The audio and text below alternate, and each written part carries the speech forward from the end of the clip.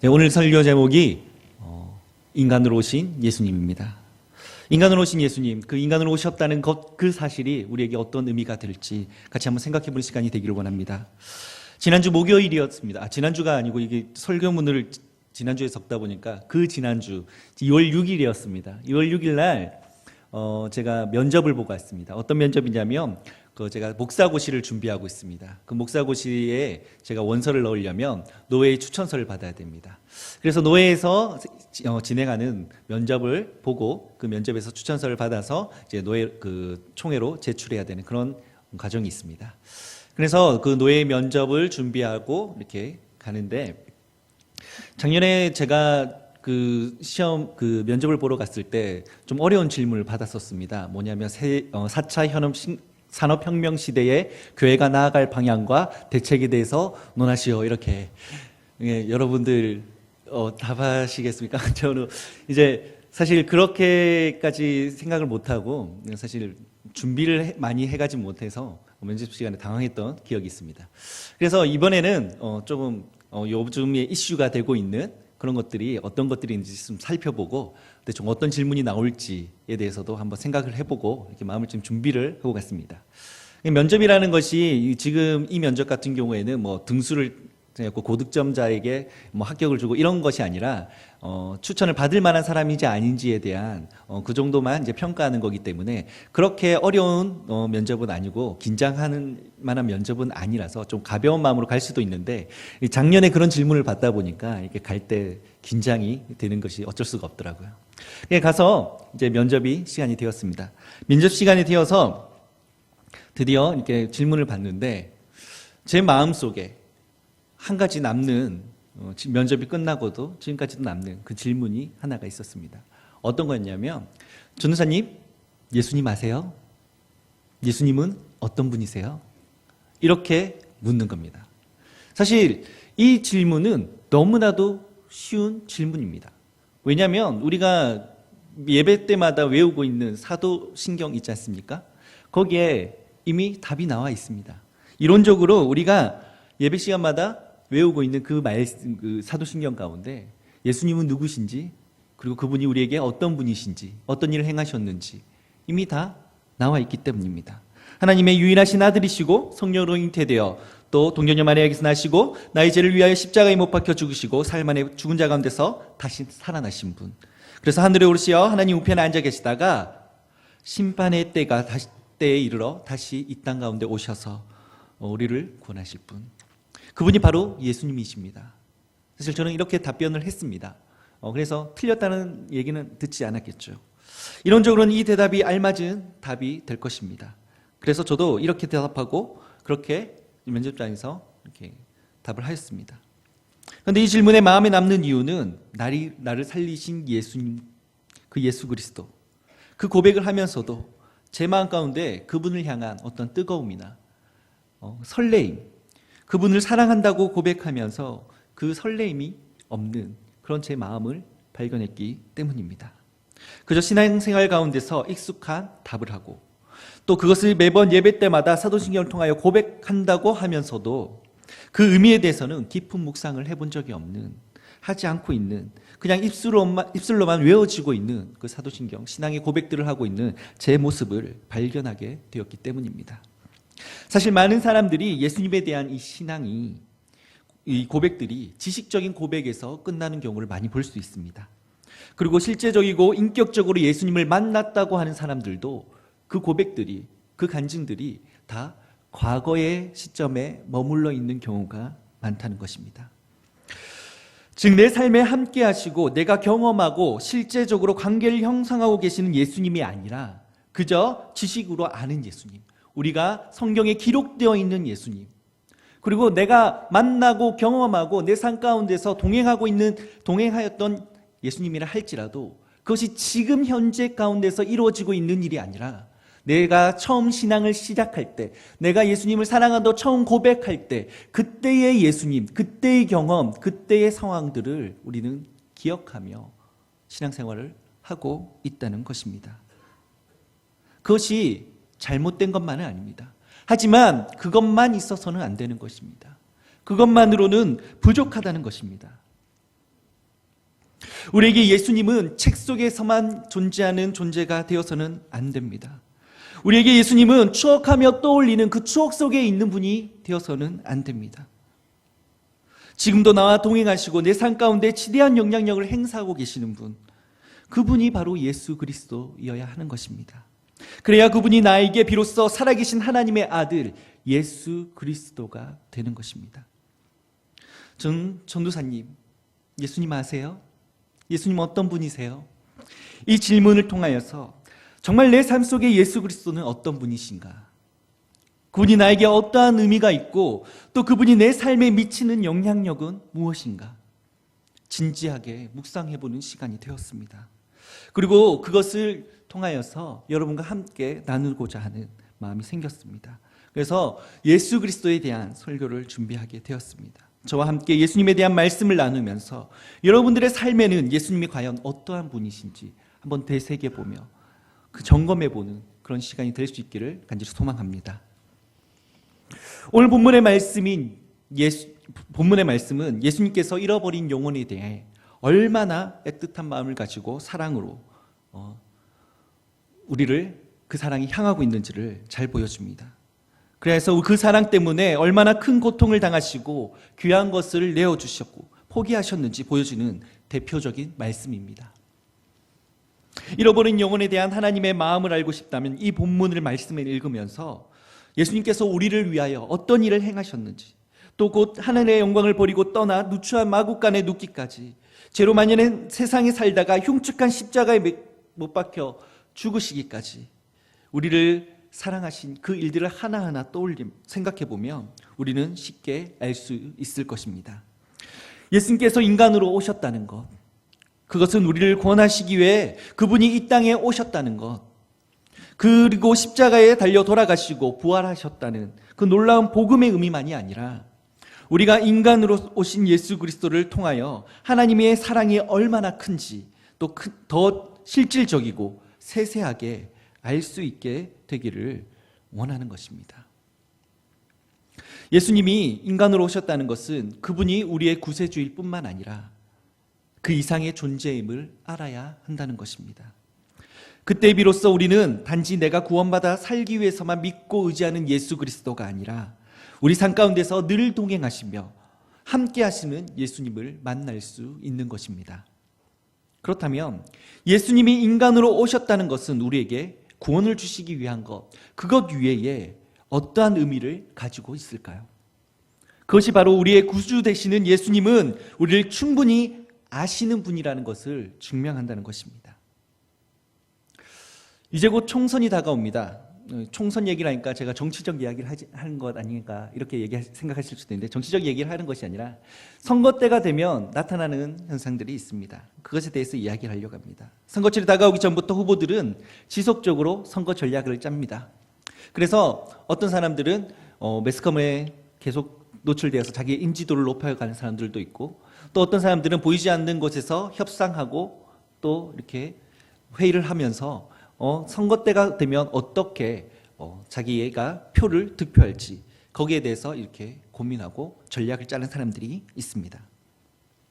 그들이 이전에 어떻게 해왔던 간에 이제 선거철이 본격적으로 시작되면 그들이 꼭 해야 하는 것들이 있습니다. 그것은 바로 거리로 나가서 사람들을 만나고 그들과 악수하고 시장에 가서 같이 한번 사진 찍고 또 아기들 안고 부둥켜 안고 이렇게 오르는 그런 장면들, 우리가 너무나도 익숙하게 선거용 포스터에서도 보고 TV에서도 보고 자주 접했던 장면입니다.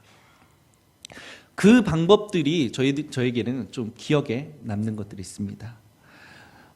선거 캠페인 전략 중에 인상적인 것이 바로 이것인데요. 전문가들은 이러한 방법들을 동일시의 전략이라고 이야기합니다. 어떤 것들이냐고 하면 여러분들도 지금까지 많이 보아왔을 거고 앞으로도 계속 보게 될 전략인데, 이 전략은 선거 유세 중인 후보자가 예를 들어서 자동차 공장의 조립 라인에 가서 그들과 똑같은 옷을 입고 똑같은 근무복을 입고 똑같은 마크를 달고 똑같이 마스크 끼고 장갑 끼고 그 라인에 서서 같이 부품을 조립을 하는 겁니다.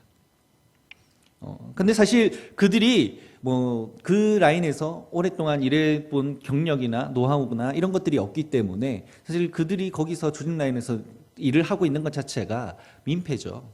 그래서 사실 길게 하지는 않습니다. 10분에서 15분 정도 같이 카메라가 켜져 있고 사진을 찍고 그런 동안에만 열심히 일하는 척 하다가 카메라가 꺼지고 사진을 더 이상 찍지 않으면 다 찍었으면 이제 10분에서 15분 정도 거기 머물러 있다가 얼른 다음 스케줄을 위해서 자리를 떠나는 모습을 볼 수 있는 것이죠.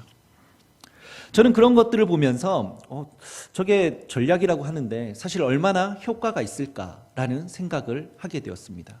왜냐하면 제가 제 입장에서 그것들을 바라봤을 때는 저 공장의 사람들이 과연 저 사람이 와가지고 저렇게 사진 찍고 저렇게 하는 모습을 봤을 때 저 사람이 우리를 위해서 정말 노력하는구나, 우리와 같은 마음이 되기 위해서 애쓰는구나, 이런 것들을 생각하지 않을 것 같았기 때문입니다.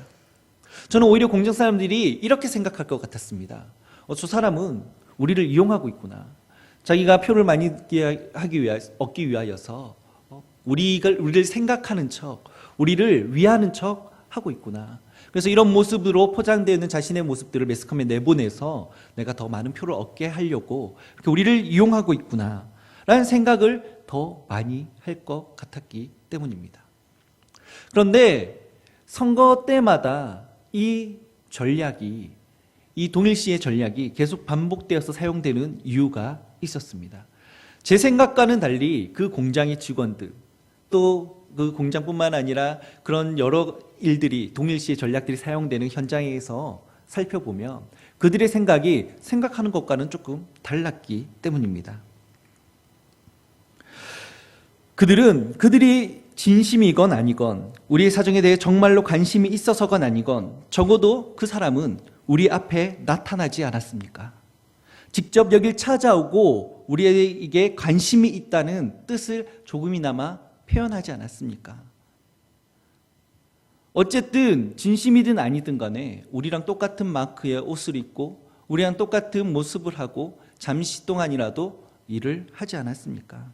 고작 몇 분 가지고 우리랑 같은 입장이 되어 볼 수 있다는 착각을 하고 있기는 하지만 그래도 아예 우리를 무시하는 것보단 낫기 때문에 그 사람에게 호감을 표현한다는 것입니다. 선거에 나오는 후보자들 중에는 실제로 반년이나 1년 동안 그렇게 일을 하라고 하면 과연 정말 그들과 같은 입장에서 그들의 삶이 어떤지 알아보기 위해서 그 일들을 하는 사람이 있을까 싶습니다. 정말 그들처럼 근로자 사이에서 일하면서 그들이 받는 만큼 월급을 받고 또 식당에서 같이 먹고 같은 차를 타고 그들이 살고 있는 그 환경 가운데서 살아가라고 한다면 정말 그렇게 할 수 있는 후보들이 있을까 싶습니다. 현실적으로 그들과 같은 입장에 되어보겠다고 하는 것이지만 사실 그들은 그들의 삶, 현실을 바꾸는 것이 아니라 잠시 그런 사람인 척하는 모습을 볼 수 있습니다. 그래서 전문가들은 이것을 완전한 현실적인 동일시가 이루어지는 것이 아니라 비현실적인 동일시, 잠깐 그 역할을 해보는 것으로 끝난다고 이야기하는 것입니다. 그래서 이 비현실적인 동일시를 전략적으로 사용할 뿐 실제로 자기 삶이 그들과 같아지기를 바라는 사람은 없다는 것입니다. 그런데 여기서 우리는 인간으로 오신 예수 그리스도에 대해서 생각해 볼 수 있어야 할 것입니다. 하나님께서는 자신의 아들이신 예수 그리스도를 이 땅에 보내셨을 때 이렇게 정치인들이라는 것처럼 비현실적인 동일시를 선택하지 않으셨습니다. 하나님은 예수님이 땅으로 내려와 비천한 삶을 가장하여 살다가 세상과 제대로 관계하지도 않고 아무런 일도 하지 않다가 하늘로 되돌아오도록 하지 않으셨다는 것입니다. 사람들에게 좋은 이미지를 심겨주기 위하여 몇 분간의 포즈를 취하다가 금방 그 자리를 떠나버리지도 않으신다는 것입니다. 예수님은 인간으로 오셔서 우리와 함께 살아가셨던 분이라는 것입니다. 예수님이 자신이 견뎌야 할 상상도 하지 못할 그 굴욕과 고통에 대해 깊이 생각해 보지도 않고 어느 정도 몸을 사리시다가 비현실적인 그 동일시 가운데 안주하기로 결정하신 것이 아니었다는 것입니다. 하나님께서 그리스도를 이 땅에 보내신 목적은 온 세상에 모든 세대들에게 어느 누구도 상상할 수 없었던 순전하고 진실된 관심과 사랑을 넘치도록 부어주시기 위함이었다는 것입니다. 오늘 본문의 빌립보서 2장 6절에서 7절 말씀, 우리 함께 다시 읽어볼까요? 네. 그는 근본 하나님의 본체시나 하나님과 동등됨을 취할 것으로 여기지 아니하시고 오히려 자기를 비워 종의 형체를 가지사 사람들과 같이 되셨고. 이 말씀의 우리가 진정한 의미를 완전히 파악하는 것은 쉽지 않습니다. 그러나 이 구절을 쉽게 풀어 써보면 아마 이런 의미가 될 것 같습니다. 예수님께서는 하나님과 같은 형상으로 존재하셨으나 하나님과 동일한 신분이나 동등된 위치를 취할 수 있는 것으로 여기지 아니하시고 오히려 그는 하늘에서 자기 자신의 특권을 기꺼이 버리시고 예속된 종의 모습으로 이 땅 가운데 오셨다.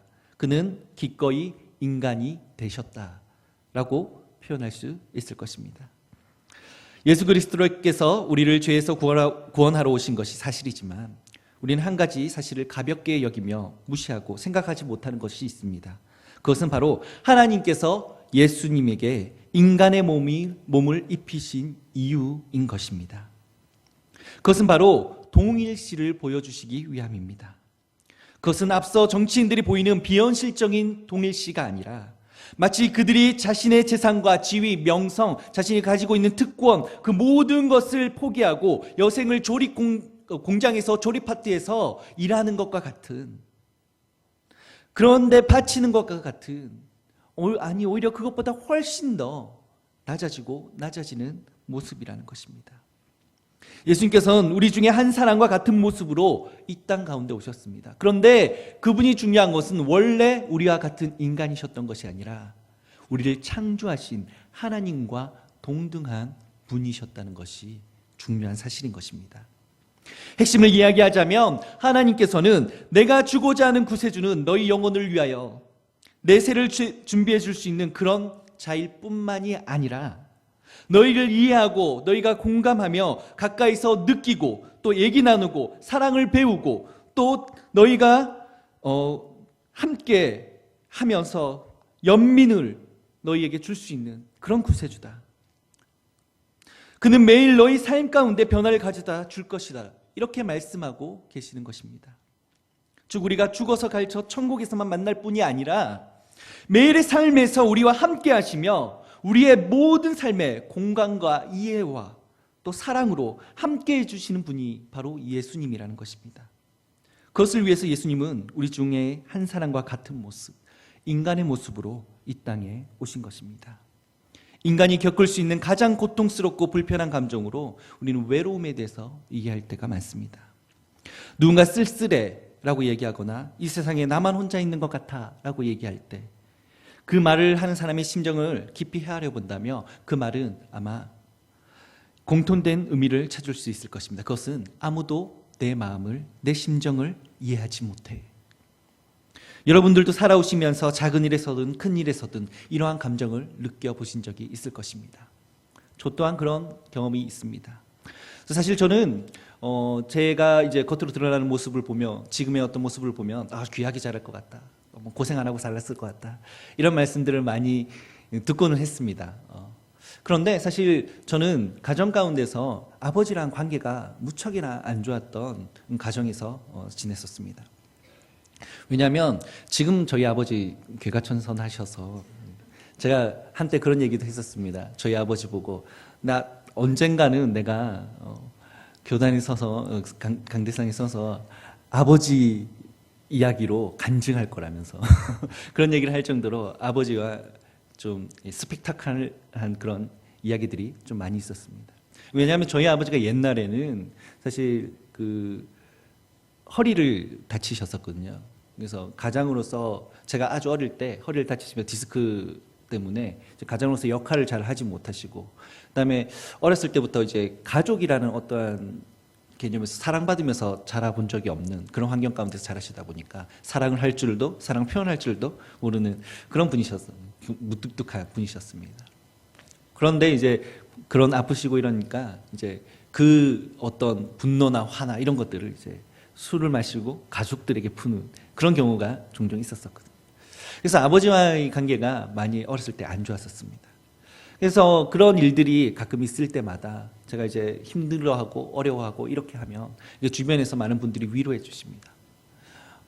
그런데 제가 그때 가장 듣기 싫었던 그리고 그 의도는 알겠지만 참 감사하지만 절대 그럴 수 없다라고 생각했던 위로가 바로 네 마음 알겠어, 네 심정 알겠어.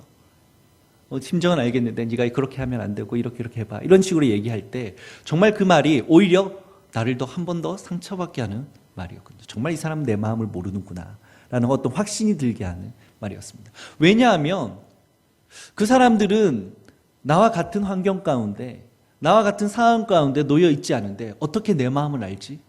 어떻게 나를 이해한다는 거지? 라는 생각이 들었기 때문입니다. 그래서 저는 그런 느낌을 받은 이후로 함부로 누군가에게 그 마음 이해합니다, 그 상황 제가 잘 알죠, 이런 얘기를 잘 하지 않습니다. 제가 경험해본 일이 아니고서는 그 마음 잘 압니다, 이런 말을 하지 않는다는 것이죠. 그런데 중요한 것은 누구나 그런 생각을, 누구도 나를 이해하지 못하는 순간, 그렇게 느끼는 순간들이 오면서 우리 삶을 위협하는 때가 있다는 것입니다. 그리고 우리 각 사람의 마음 깊숙한 곳에는 또 그런 마음이 들 때마다 자신을 완전하게 이해할 수 있는 누군가가 있었으면 하는 그런 갈망이 우리 마음 가운데 있다는 것입니다. 또 우리는 우리 자신이 느끼는 바를 그대로 느끼고 어려운 시간을 지날 때마다 결코 우리를 떠나지 않는 한 사람이 있었으면 하고 애타게 바란다는 것입니다. 이러한 우리에게 주어진 복된 소식이 있는데 그것이 바로 곧 예수님이 우리가 바라는 바로 그분이라는 것입니다. 옛 찬송가 가사에도 아까 우리가 찬양했던 찬양에도 있지 않습니까?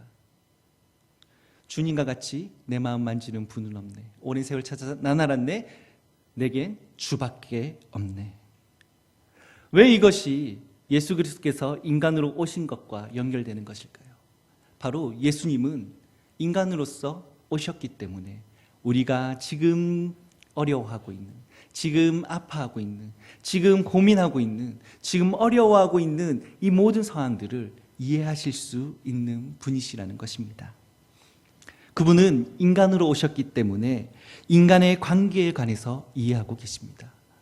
여러분, 우리는 예수님의 공생에 대해서만 이렇게 집중을 하고 있기 때문에 그분이 한 아이로 오셔서 그 아이가 그 가정 가운데 자라나고 30년이라는 그 30세의 청년으로 자라기까지 일반 가정에서 일반적인 인간의 모습으로 살아오셨다는 사실을 간과할 때가 많습니다. 그러나 그분은 우리처럼 이 땅에 태어나셔서 아기 때부터 청년의 때까지 그 가정 가운데서 많은 형제들과 부모님과 관계 가운데서 자라온 사람이라는 것을 우리는 기억해야 한다는 것입니다. 그리고 그분이 사역을 하실 때에도 제자들과의 관계, 그리고 또 마리아와 같은 다른 이들과의 관계, 또 동등한 위치로서 또 그 관계 가운데서 수많은 관계를 형성하시면서 살아가셨다는 분이라는 것입니다. 그렇기 때문에 우리가 관계 가운데서 가지고 있는 아픔들, 어려움들, 그 상처들, 그 모든 것을 예수님께서도 이미 다 아신다는 것입니다. 그것이 우리에게 위로가 되는 것입니다. 또 예수님께서는 인간으로 오셨기 때문에 직장 생활을 이해하실 수 있습니다. 여러분, 이 부분에 대해서 생각해 보신 적 있습니까? 예수님께서 선생이나 설교자로서 우리를 가르치는 자로서의 공생의 시간을 사신 기간보다 그 이전에 몫으로서 살아온 시간들이 훨씬 더 길다는 사실, 여러분 생각해 보셨습니까? 예수님을 그 마가복음 6장 3절에서는 몫으로 표현하고 있습니다. 다른 데는 목수의 아들 예수라고도 나와 있지만 목수라고 표현하는 부분이 마가복음 6장 3절에 나옵니다. 그 당시에 목수라고 이름을 붙일 수 있는, 직업으로 이렇게 부를 수 있는 사람들은 전문적인 기술을 가지고 있어야 됐고, 그 기술을 터득하기 위해서는 수십 년간 그 기술을 연마해야지만 얻을 수 있는 그 직업 타이틀이 바로 목수였습니다. 그 예수님을 목수라고 지칭한다는 것은 그만큼 숙련된 기술이 있었고 또 그 기술을 연마하기 위해서 그냥 평범한 아이로서 그냥 귀하게 일도 하지 않고 자라온 것이 아니라 그 요셉의 아들로서 목수의 일들을 잘 배우고 또 그것을 연마하면서 청년의 때까지 살아왔다는 것을 의미합니다. 그리고 목수로서 일했다는 것은 또 어떤 것을 의미합니까? 목수가 되어서 직장 생활을 하면서 가질 수 있는 거래처와의 관계, 또 같은 직장 동료들과의 관계, 그 어려움들, 그것들을 다 경험해 보신 분이 바로 예수님이라는 사실입니다. 예수님이 인간으로 오셨다는 것은 바로 이러한 우리의 삶 가운데서 나타날 수 있는 직장에서의 문제, 어려움들, 그런 모든 것까지도 이해하실 수 있는 분이 되신다는 것입니다. 또한 예수님께서 인간으로 오셨다는 것은 예수님께서 고통과 아픔을 아신다는 것입니다. 여러분들이 이 삶을 살아가면서 거절당한 것, 무시당한 것, 천대당한 것, 그런 것들 때문에 마음 가운데 아픔이나 고통이 있어 보신 적 있습니까? 그런데 예수님께서는 우리가 받는 그 어떠한 수모와 어떠한 고통보다도 더 큰 수모와 고통을 당하셨다는 것입니다. 뭐냐면 바로 믿었던 사람들로부터의 배신, 믿지 않는 자들로부터의 배척, 그리고 또 십자가에 달려서 당하신 그 고통들, 수모와 수치들, 그것들은 우리가 상상할 수 없을 정도로 가혹한 것이었습니다. 예수님의 제자들은 어떠했습니까? 예수님의 제자들 3년 동안 함께 다니면서 예수님과 동고동락하였지만 그 마지막의 순간에 다 뿔뿔이 흩어져 제 갈 길로, 제 살 길로 도망하였던 그 모습을 보면서 예수님의 마음은 어땠을까요? 예수님이 죽으실 때뿐만 아니라, 돌아가실 때뿐만이 아니라 예수님의 처음 사역을 시작하실 때에도 어떠했습니까? 사람들은 그 목수의 아들, 지금 현재 목수, 나사렛 출신의 그 천한 사람, 이렇게 이야기하면서 그를 무시하고 배척하는 그런 모습을 볼 수 있습니다. 그리고 또 그 고향에 가서도 형제들마저도 그를 하나님의 아들 예수 그리스도로 인정하는 것이 아니라 그냥 어렸을 때부터 함께 자라온 그 형제 예수로만 생각하였던 것입니다. 그런 배척, 그런 무시, 그런 갈시를 받으면서 또 십자가에 달리실 때 그 마음이 어떠했겠습니까? 이 모든 것이 인간으로 오셨기 때문에 당하신 고통과 고난이라는 것입니다. 그래서 우리가 당할 수 있는 그 어떤 고통과 고난보다 더 큰 그 아픔을 알고 계신 예수님께서 우리의 고통, 우리의 마음, 우리의 어려움들을 이해하실 수 없는 분이실 수 있겠습니까? 사랑하는 성도 여러분, 예수님이 이 땅 가운데 인간으로 오셨다는 것은 단지 우리를 구원하기 위한 구원의 과정 가운데 밟아야 했던 과정이 아닙니다. 그것으로서만 의미를 가지고 있는 것이 아니라는 것입니다. 예수님이 인간으로 이 땅에 오셨다는 것은 우리와 똑같이 이 땅 가운데 살아가시면서 우리가 받을 수 있는, 우리가 할 수 있는 그 고통과 고난과 외로움과 쓸쓸함과 어려움들, 그 모든 것을 이미 인간으로서 경험하셨기 때문에 그 누구보다 우리를 잘 아시고 우리를 잘 이해할 수 있는 분이시라는 것입니다. 여러분 가운데 아까 예수님이 어떤 존재이기를 원하십니까? 저는 그 예수 그리스도가, 인간으로 오신 그 예수 그리스도께서 내 삶 가운데 항상 나를 너무나도 잘 아시고 너무나도 잘 이해하시기 때문에 나에게 언제나 위로가 되시고 나에게 언제나 소망이 되시는 예수 그리스도이기를 간절히 소망합니다. 여러분 가운데서도 정말 그 순간 아무도 나를 이해하지 못한다고 생각이 드는 그 순간에 예수님을 붙드시길 바랍니다. 인간으로 오셔서 우리를 죽기까지 사랑하시어 십자가에 달려 돌아가신 그 예수 그리스도를 붙드시길 바랍니다. 그래서 날마다 새로이 위로받고 새로이 주님을, 그 은혜를 누리며 살아갈 수 있는 모든 성도분들이 될 수 있기를 간절히 소망합니다. 우리 함께 기도하겠습니다.